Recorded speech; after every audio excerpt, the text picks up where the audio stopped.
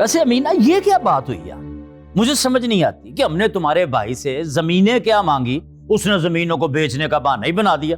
वैसे एक बात है, बड़ी जहानत से काम लिया तेरे भाई ने। उससे में क्यों आ रहे हैं? अच्छा है ना, जमीनें खरीद लेते हैं।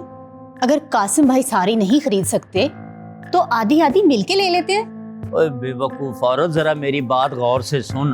कैसे जमीनें ले लेते हैं? तुम्हें पता तो है कि भाई कासिम की इतनी औकात या इतनी बसात नहीं है कि वो कारोबार कर सके। उन्होंने शहर में कंट्रोल शेड लगाना है और गांव से उनके बेटे ने अंडे भेजने हैं, जिससे उन्होंने पूरे शहर में कारोबार करना है और सारा पैसा उन्होंने इसी काम में लगाना है। और तुम्हारे भाई की तरह मैं कोई अमीर कबीर इंसान नहीं हूँ, प्रॉपर्टी डीलर हूँ। और प्रॉपर्टी डीलर की तुझे पता है रोजी हवाई होती है। किसी महीने लाख आ गया, किसी महीने 2 आ गए और किसी महीने 3 भी आ गया। फिर भी कुछ तो जोड़ा होगा आपने। बेटी की शादी भी करनी है, साल नहीं तो 2 साल तक। ये सब चीजें देखनी होती हैं बीबी, कुछ जोड़ा होगा। अच्छा फिर अब क्या हल है?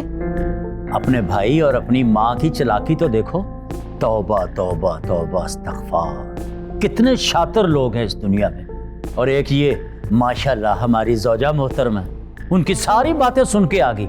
यही बात मुझे वहां से सिर्फ फोन करके बताई होती ना, तो मैं देखता कि किस तरह चिट्टा कोरा जवाब देते हैं हम। भाई मुझे कहाँ समझ आई थी ये बात। अच्छा मीना उठो, तुम्हारी इन फजूल बातों ने मुझे आगे लेट कर दिया। कमरे में मेरा फोन पड़ा है, वो जरा उठा लो, एक पार्टी को मैंने घर दिखाना है। जी अच्छा।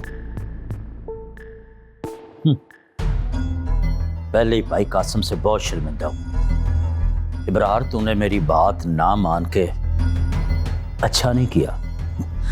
मेरा भी नाम अहमद है, अहमद। अगर तुझसे अपनी बात मनवा के ना रहा ना पुत्र, तो फिर मेरा नाम बदल देना।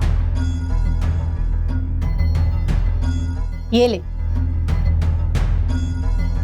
ठीक है।